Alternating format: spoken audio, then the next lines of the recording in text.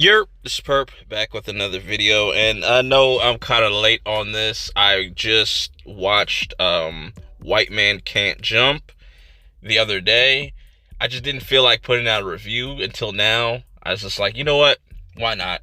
I originally wasn't going to watch this movie, but what really intrigued me, somebody in on my Fast X review commented like, "Are you going to review this?" I was like, "Nah, I don't really want to." But then he mentioned that there's a scene with a flamethrower. I was like, "I gotta watch this now." So yeah, this is just going to be my quick take on this movie, and is it as bad as everybody is saying? Because it's getting nothing but poor reviews. Some people I've seen say it's okay, it's nothing wonderful or anything like that. It's nowhere near the original. I could say that first and foremost. Like, I went into this just kind of separating those two because I haven't watched the original and just since I was younger, so I just I wasn't that emotionally attached to this film like the original film, like a lot of other people are. But yeah, you have Jack Harlow's goofy ass in here, and you got old boy that played Sean in Power, and essentially this is an interesting. It had some interesting things going for it, but it does start to fall apart as the movie keeps going. You know what I'm saying? There are things that I enjoyed about it. But let's talk about the story real quick, because it starts off with Kamal's character, that's played by the guy that played Sean from Power, and he's this kind of failed.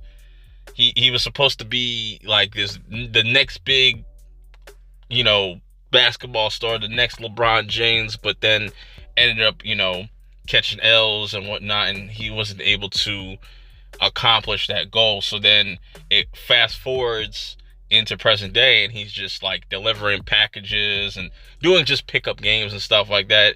People and his friends are constantly trying to get him to do these tournaments and do these like big 2-on-2 tournaments that have big large cash prizes, but he's got this like obstacle in his way, you know on why he doesn't want to do that.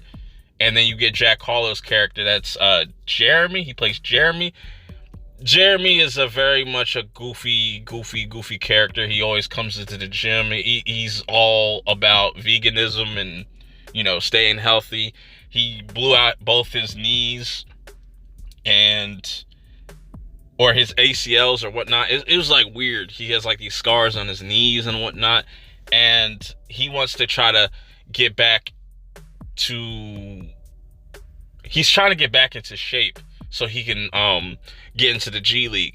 So everything with Kamal's character is really interesting, but then it kind of throws you off with Jeremy's whole thing. Even though, like I said, there are moments where I laughed a lot, and then there's other moments that I just cringed, because they do a lot of black and white jokes that just don't fucking hit, and it just feels very forced, and it's just terrible timing. It's just terrible timing. I think the way that this movie is shot, though, has some interesting shots, but it's definitely meant for streaming type of movie. You could just see by like just the sheer budget. I think the soundtrack was pretty decent. I didn't hate this movie, but I didn't love this movie at all. Like, it's kind of in the middle for me.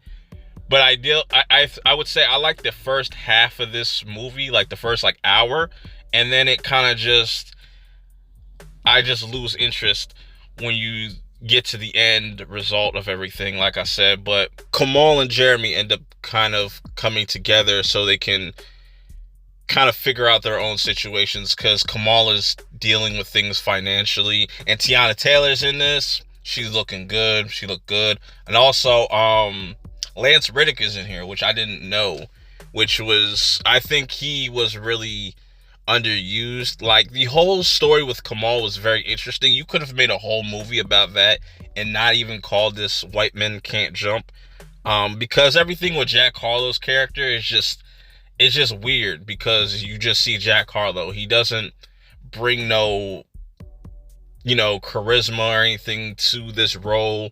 He doesn't do anything special, and I know this is like his first time acting, but it's just pretty bland. It's very bland, and it's very forgettable. There's really no rememberable moments, nothing like that. Like I said, it's pretty basic, and I think most people that are fans of the original won't be able to kind of get past that, because like I said, there are moments where I do like what was going on. I liked like their introductions, their stories, and I was all for that, and them trying to accomplish a certain goal, but then it just kind of falls apart, and it's just very lazy. There's a lot of lazy writing throughout this movie, and I can understand why people are just calling it trash or can't even finish it.